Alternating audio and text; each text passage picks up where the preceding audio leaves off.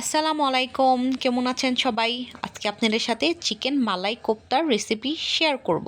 তো আমি চিকেনটাকে কিমা করে নিছি। তো আমি এখানে মরিচ, ধনিয়া গুঁড়া, জিরা গুঁড়া আর লবণ আর চিলি ফ্লেক্স আর দিয়ে দিছি বেসন, সাথে পেঁয়াজ কুচি আর 1 চামচের মতন বাটার। তো আমি এটাকে হাত দিয়ে ভালো করে মিশিয়ে নিব চিকেনগুলোর সাথে।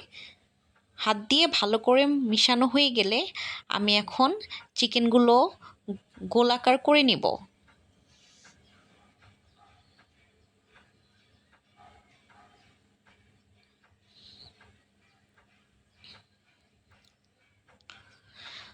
তো সবগুলো চিকেন আমার গোল করা হয়ে গেছে। তো আমি এখন প্যানে তেল দিয়ে এই চিকেনগুলোকে ভেজে নিব।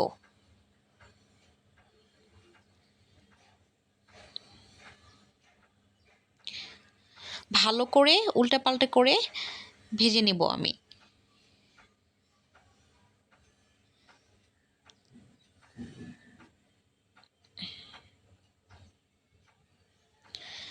তো আমার চিকেনগুলো ভাজা হয়ে গেলে আমি কড়াইতে এলাচ, দারচিনি মশলা দিয়ে দিয়ে একটু ভেজে নেব। তারপর আমি এখানে ব্লেন্ড করে রাখা পেঁয়াজ দিয়ে দিলাম,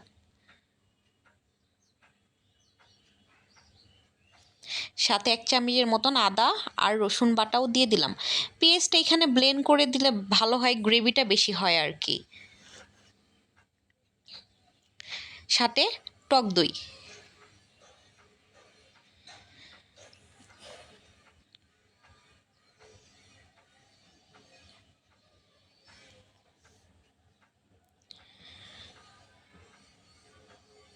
আর দিয়ে দিলাম হইছে এখানে বাদামের ব্লেন্ডার।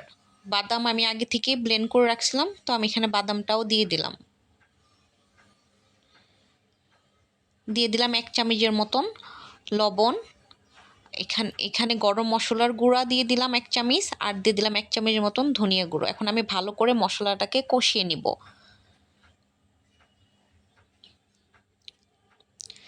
মশলা কষানো হয়ে গেলে আমি এখানে 1 চামচের মতন চিনি দিয়ে দিব।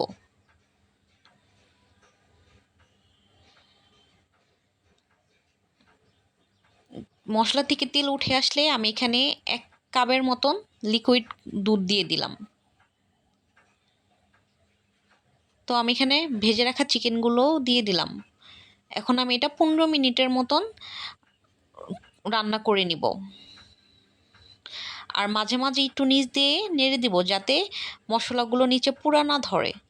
তো এই তো আমার পানিটাও শুকিয়ে আসছে। তো এই তো আমার মালাই কোফতা রেডি। এখন আমি পরিবেশন করে নিব।